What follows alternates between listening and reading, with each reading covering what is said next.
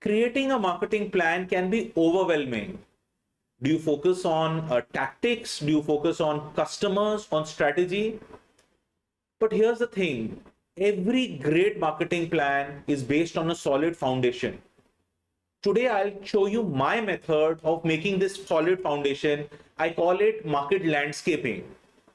By looking at this method, you'll understand what are the basic building blocks to starting a marketing plan, and you can use this yourself.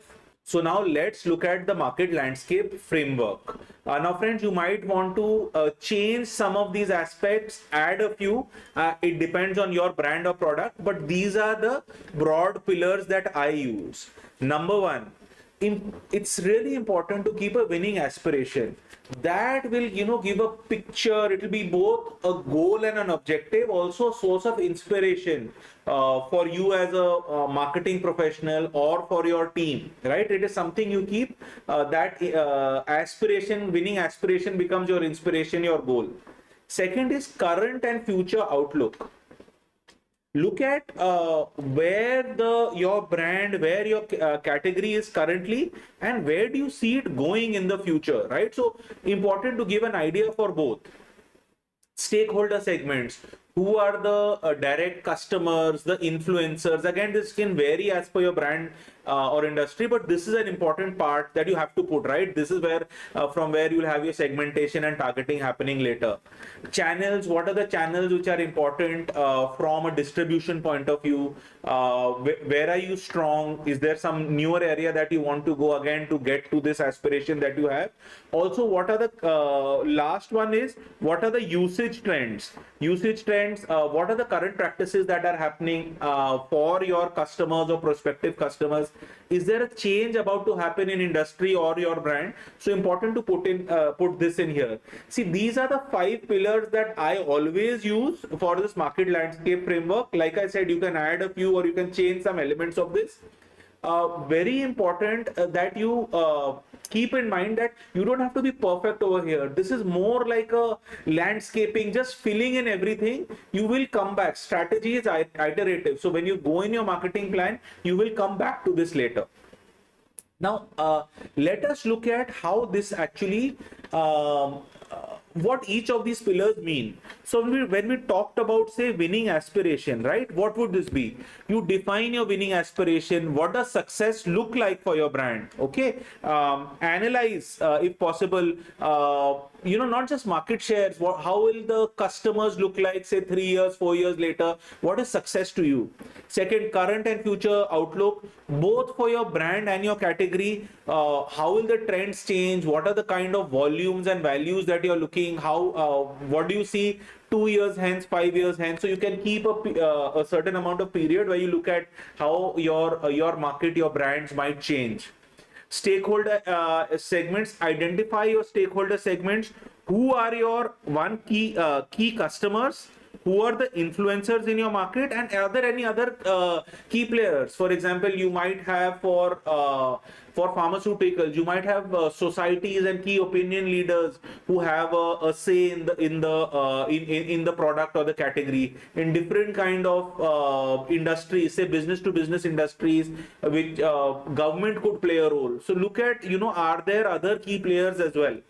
Channels, map out your channels. Where is the product being sold and promoted? Do you want to change this? What do you want to use in this 1 year or 3 year time frame? And we talked about usage, friends. How are they changing? Let's put it all in an example and understand this better. Let's now see this in an example. Our product is a bottled water, which is special. It is called Aqua Gel. Now, Aqua Gel is a sustained mineral water. Okay, it is made in the most eco-friendly, or derived. The water is derived in the most eco-friendly manner. The kind of packaging that is used throughout and distribution, all are based on very, very highly sustainable manufacturing, sustainable distribution. So that is the kind of differentiator that this brand has. Okay, so now let's look at it. What is the winning aspiration for this brand? The winning aspiration is to become the top choice for eco-friendly bottled water in premium retail stores, increasing market share by 10% in 3 years. what is the market and brand current and future outlook? Currently, the water category is going at 15%, driven by eco-conscious consumers. Aqua Jal, not Aqua Pure. Aqua Jal currently holds a 5% market share, but leads in the sustainable packaging innovation sub-segment. Okay, important to know. Who are the stakeholder segments, friends? Now, very clearly, we've classified it into three. One are the core consumers, who are the environmentally conscious millennials, 25 to 40 years of age. Second are influencers, the sustainability advocates, the wellness bloggers, etc. Now they will have an influence on both the brand and the category going forward. And then you have the purchasers, as in the channel purchasers, if you like, which is modern retail chains, cafes, and e-commerce platforms. Channels, if you go deeper, modern trade is about 40% of sales, e-commerce is 30%, driven by young urban consumers, and cafes, including boutique and eco themed cafes, are relatively new, and it's an evolving category in the channel. Usage trends, increasing demand for eco-friendly products due to rising environmental awareness and concern, and competitors focus on price, but Aquagel leads with sustainability and their premium packaging and the premium aspects that it offers. So as you can see, the five pillars that we had discussed, how it can actually be fleshed out with a case study, a real world kind of example of Aquagel. So again, to reiterate, bring it all together. Don't be too specific. Start with the winning aspiration, then map out your current and future outlook. Identify your stakeholder segments. Understand channels. Look at what usage trends are currently and how they might change. And of course, like I said, add or alter as per your brand, your category, and your industry dynamics. As you can see, the marketing landscape is a great way to start your marketing plan. Use it well and keep winning with marketing.